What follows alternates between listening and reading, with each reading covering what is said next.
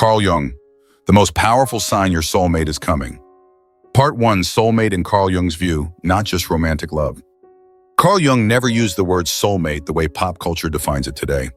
In Jungian psychology, the term soulmate doesn't refer to someone who completes you or fulfills a romantic fantasy. Instead, Jung would say a true soulmate is someone who awakens you, someone who triggers profound transformation and forces you to confront the deepest parts of yourself, including the ones you've buried, denied, or disowned.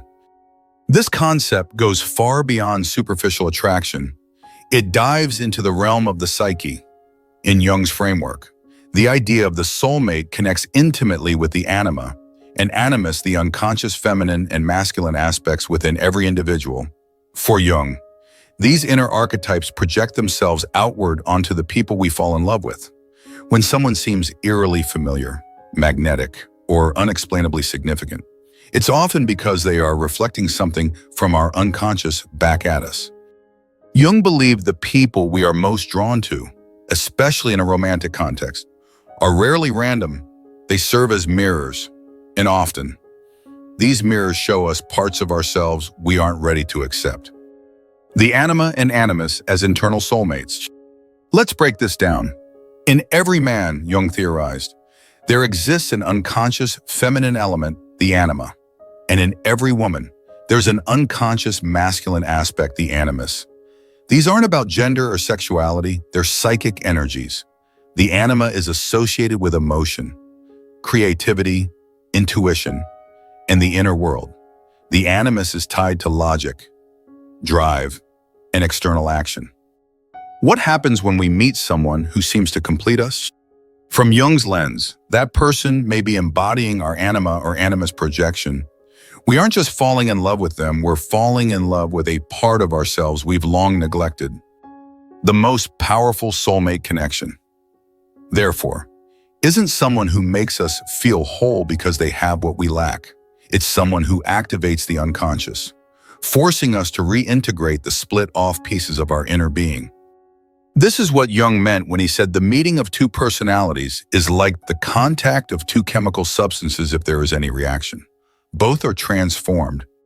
Soulmate encounters as catalysts for individuation. Jung's concept of individuation, the lifelong process of becoming the person you're meant to be, is central to understanding the role of a soulmate. A true soulmate doesn't just bring you comfort, they disturb your ego. They break the script you've been living and challenge your identity. Often, this is not a painless experience. A soulmate might show up in your life and throw everything into chaos. You may feel like your world is being dismantled, but that's not destruction, it's initiation. It's the beginning of the individuation process, where your ego must relinquish control and allow the unconscious to emerge. In this way, soulmate connections can feel like both a blessing and a curse. They can be ecstatic and devastating, because they're not here to soothe you, they're here to evolve you. Jung emphasized that before one can truly meet their soulmate, they must first come into right relationship with themselves.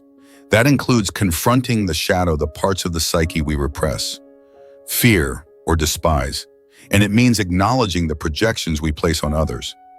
So, if someone walks into your life and triggers powerful emotions, especially if they stir up old wounds, irrational desires, or spiritual longing, they may very well be a soulmate. But their purpose is not to save you. Their presence is meant to awaken you. The romantic illusion versus the soul awakening.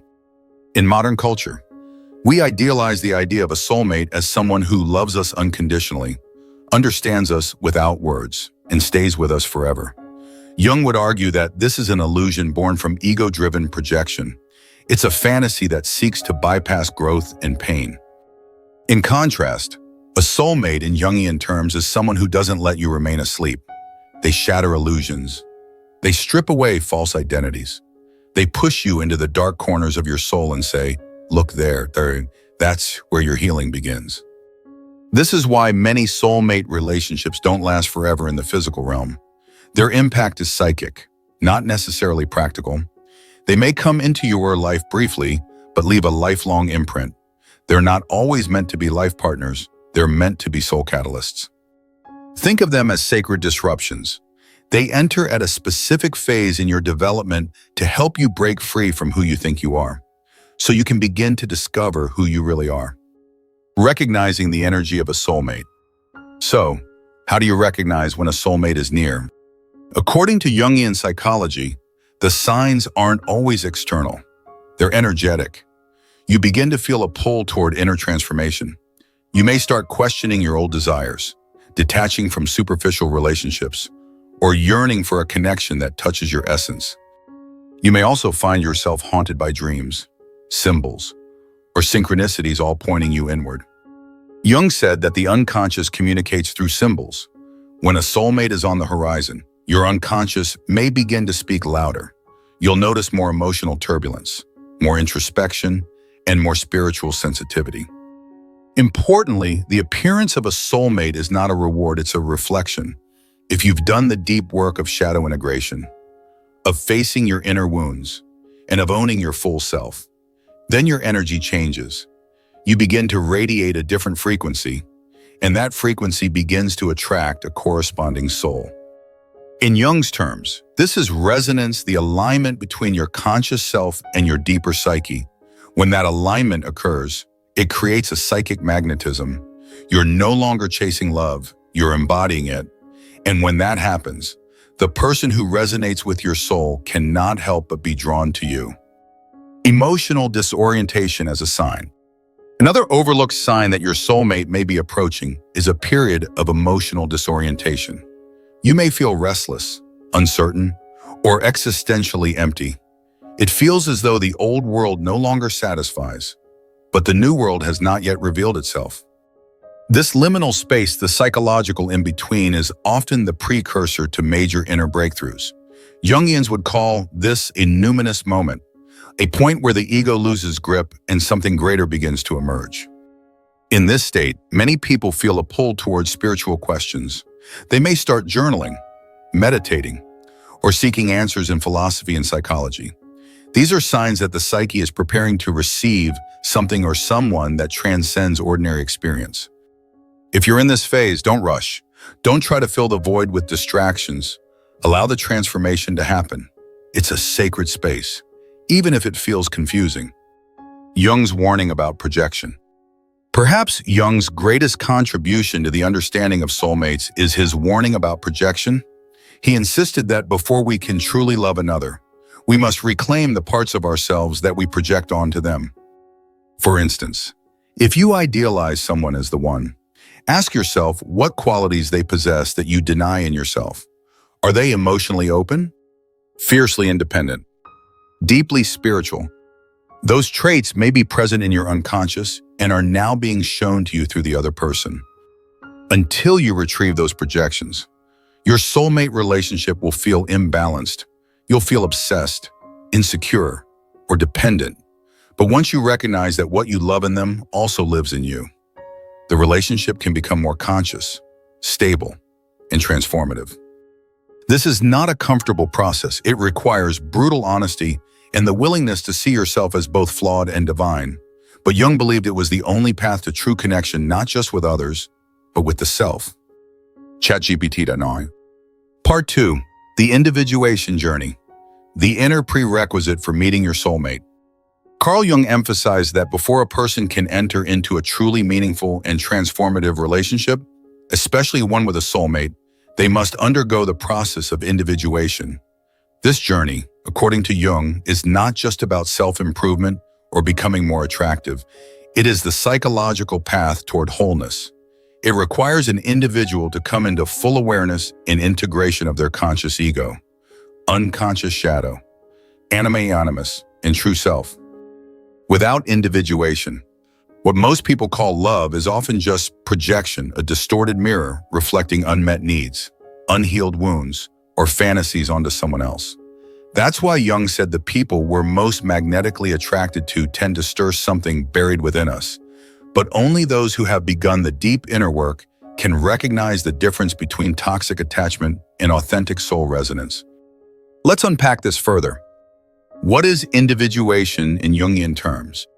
Individuation is the process of becoming psychologically whole. It is the integration of all aspects of the self, the conscious and unconscious, the light and the dark, the masculine and the feminine, the rational and the intuitive. Most people operate from a fragmented self, dominated by the ego. The ego is our day-to-day identity, how we present ourselves to the world. It is conditioned by upbringing, culture, trauma, and survival instincts. But beneath the ego lies the vast unconscious, which contains the shadow repressed qualities, the anima or animus inner opposite, and the self, the archetype of wholeness. Jung saw individuation as the essential psychological task of adulthood. Until we engage in this inner work, our relationships will often reflect our inner fragmentation. The person who has not individuated tends to seek validation through romantic relationships, project idealized images onto their partner, collapse into codependency, mistake trauma bonding for love, repeat family patterns unconsciously. Only through individuation does one gain the clarity and maturity to recognize a soulmate not as a rescuer, but as a mirror and collaborator on the path of growth. The soulmate is not sent to complete you, but to meet the real you. Jung's model suggests that we cannot meet a true soulmate while still clinging to masks, projections, or unhealed wounds. In fact, people who chase love without healing often find themselves in repetitive, emotionally exhausting dynamics. That's because the psyche is using relationships as a stage to work out unresolved inner conflicts. Individuation disrupts this cycle. It removes the illusion that love is something you receive from someone. Instead, it becomes something you recognize in someone, a resonance of two whole beings. Soulmate energy doesn't come in to save you. It comes to meet you.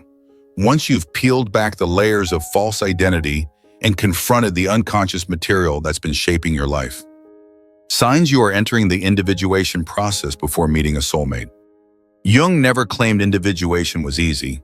In fact, he described it as a confrontation with the unconscious, often triggered by a crisis, whether emotional, spiritual, or existential. Some signs that you're entering individuation include loss of interest in superficial relationships. You begin to feel emotionally detached from relationships that once excited you. Surface-level connections no longer satisfy your deeper yearning for meaning and truth. Existential discontent. You may ask, who am I really? Even if you once thought you knew, life feels hollow, routine feels oppressive, and you crave something more, but you can't yet name it. Recurring dreams and symbols. Your dream life intensifies. Jung believed the unconscious starts speaking more loudly during individuation, especially through symbols like animals, the ocean, darkness, or spiritual figures. Inner turbulence. Emotions become erratic and old patterns surface. It's as if your soul is cleaning house to make space for something new. This can feel like depression or anxiety, but it's often transformation in disguise. Longing for solitude. Unlike avoidance or withdrawal, this solitude feels necessary. You crave time alone not to escape, but to confront what's within. This period can feel like isolation, but Jung believed it's a sacred and necessary phase. Only when we detach from outer distractions can the inner voice emerge. Meeting the shadow as preparation for soulmate union. One of the most painful yet essential parts of individuation is confronting the shadow, the parts of the psyche that have been rejected, judged, or denied.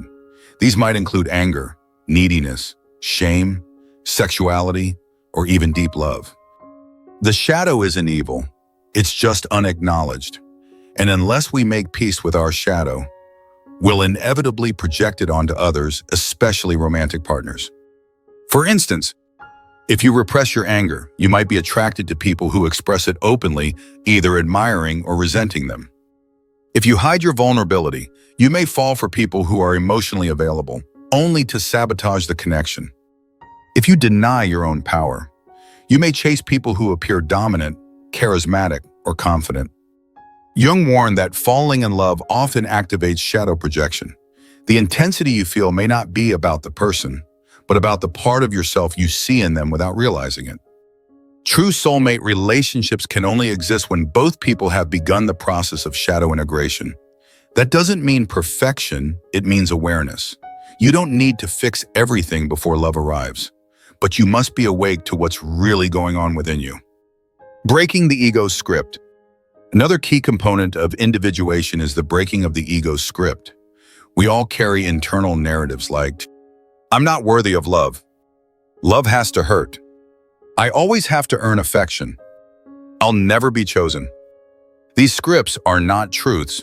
They are psychological defenses, usually rooted in childhood wounds or societal conditioning.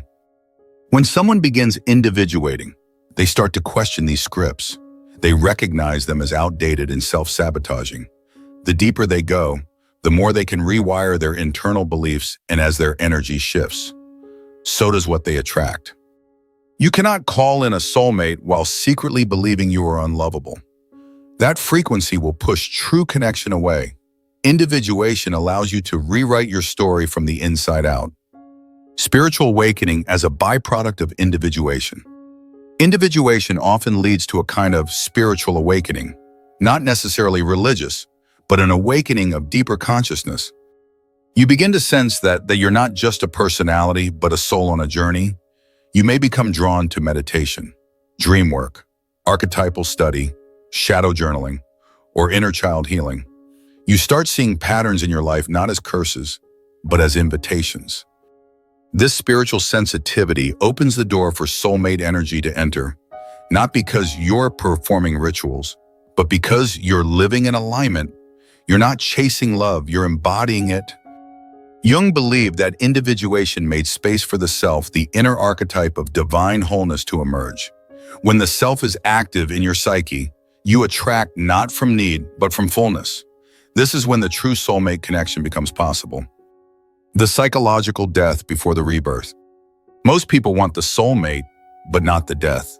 But Jungian psychology teaches that transformation requires ego death, the unraveling of who you thought you were. This may look like letting go of toxic relationships, facing truths you've avoided for years, losing a career, identity, or worldview, feeling like you don't recognize yourself. These aren't punishments, they're precursors. Before the soul can merge with another, it must first shed the layers that no longer serve its highest path. Jung once said, "There is no coming to consciousness without pain." This isn't meant to be discouraging, it's meant to prepare you. The soulmate connection is not for the faint-hearted, it's not a fairy tale, it's a revolution of the soul. Individuation is ongoing, not a destination. It's important to understand that individuation is a lifelong journey. There's no finish line. Even when you meet your soulmate, the work continues. In fact, a soulmate may activate even deeper layers of individuation. They may mirror things you didn't know were still unhealed. But if you've built a foundation of self-awareness, you'll navigate those moments consciously rather than reactively. You'll be able to say, I feel triggered, but I own my reaction. I see this part of me I hadn't noticed before. I'm scared, but I'm willing to sit with it instead of blaming you. This is the beauty of a relationship built on psychological wholeness. It becomes a crucible for transformation rather than a battlefield for projection. Part 3, confronting the shadow, the turning point before a soulmate arrives. One of the most critical phases in the individuation journey, and consequently, one of the most powerful prerequisites for attracting a soulmate, is confronting the shadow. In Jungian depth psychology, the shadow represents the unconscious aspects of our personality that we have rejected, suppressed, or denied. These are parts of the psyche that the ego has deemed unacceptable, shameful, too painful, or simply too uncomfortable to acknowledge. Carl Jung famously said, "Until you make the unconscious conscious, it will direct your life and you will call it fate." That unconscious material, especially the shadow, doesn't just influence our inner world. It manifests in our relationships, particularly in those with people we're magnetically drawn to. That's why many people meet a so-called soulmate and are suddenly thrown into emotional chaos. The purpose of a soulmate is not just to love you, it's to reflect you. And if your shadow is undealt with, that reflection may feel like an earthquake. What exactly is the shadow? The shadow contains all the parts of ourselves we were taught to repress or disown. This could be anger, aggression, or rage, sexual desire, lust or erotic energy, vulnerability, sensitivity, or neediness, envy, resentment, or insecurity, arrogance, pride, or selfishness, even joy, ambition, or confidence depending on how we were conditioned. If, for example, you were raised in a household where anger was punished, you might have buried that energy deep within. As an adult, you may believe you are not an angry person, but then explode unexpectedly in romantic relationships or become magnetized by people who express anger openly. That dynamic isn't random. It's the shadow trying to make itself seen. In the context of soulmate attraction, the shadow must be integrated.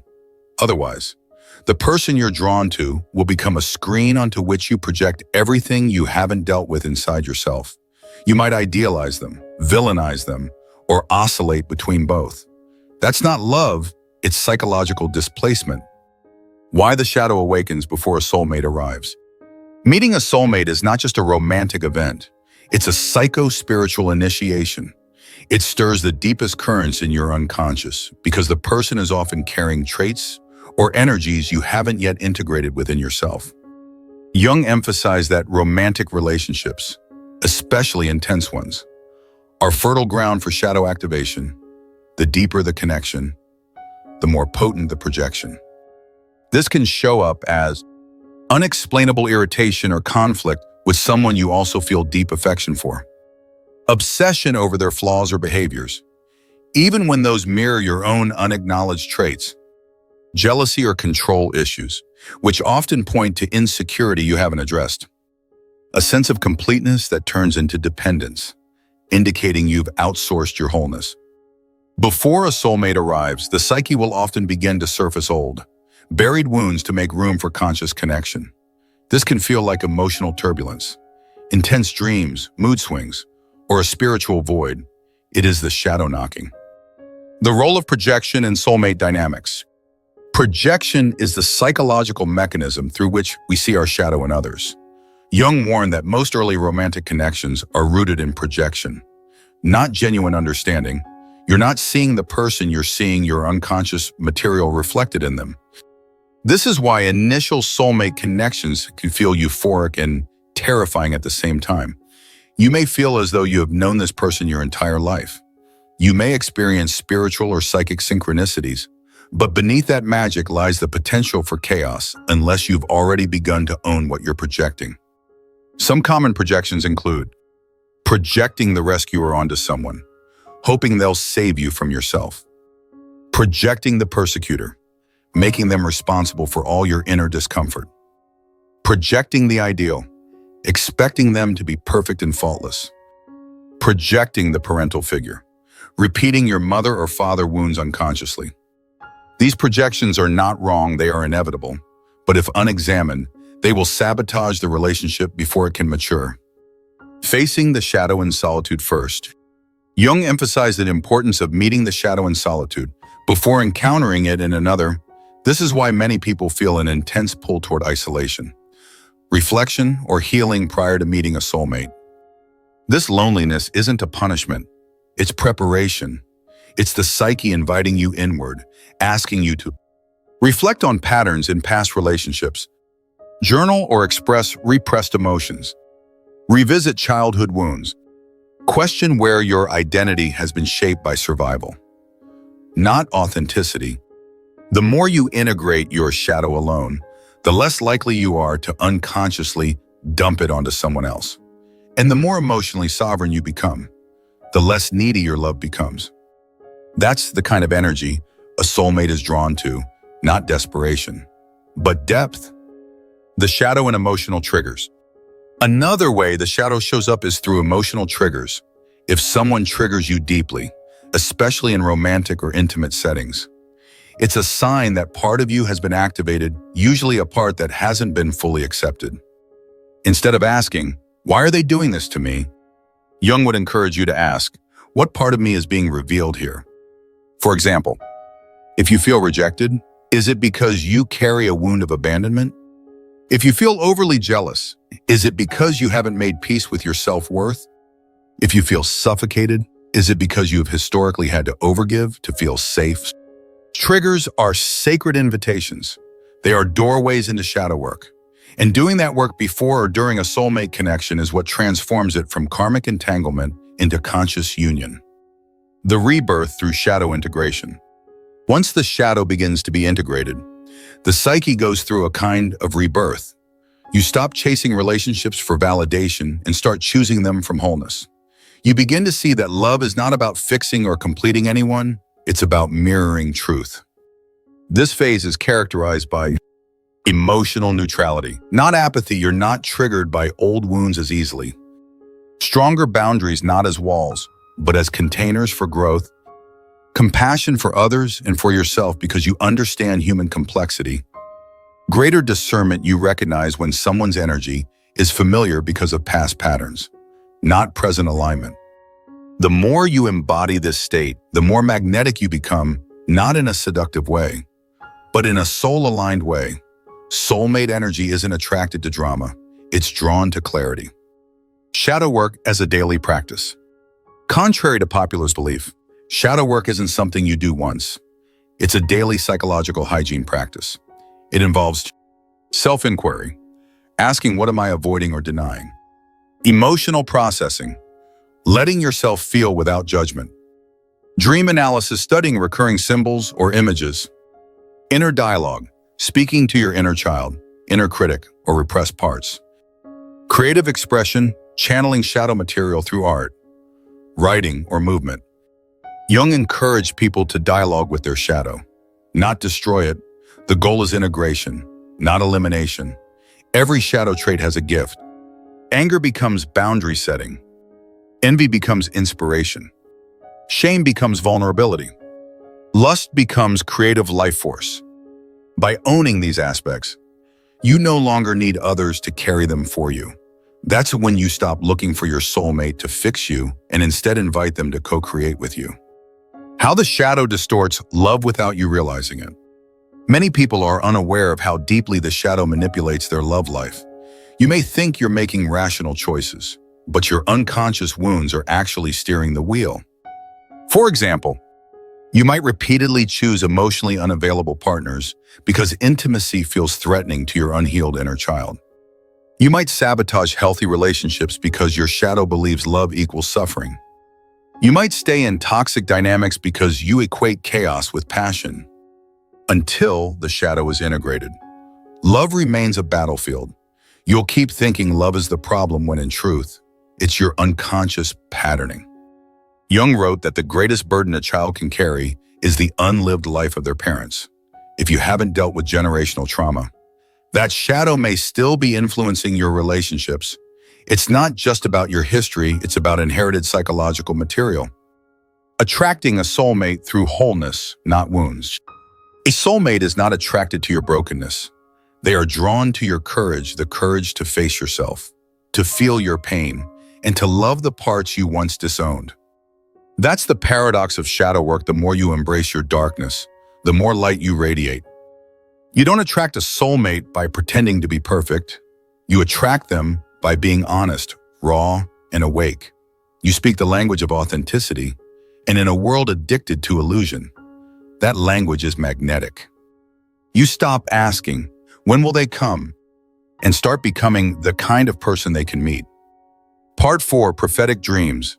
Jung's language of the unconscious before a soulmate appears. Carl Jung believed that the dream world was not just a random collection of thoughts, but rather the most direct communication from the unconscious. In his psychoanalytic framework, dreams serve as symbolic narratives crafted by the psyche to illuminate aspects of ourselves that remain hidden in our waking life.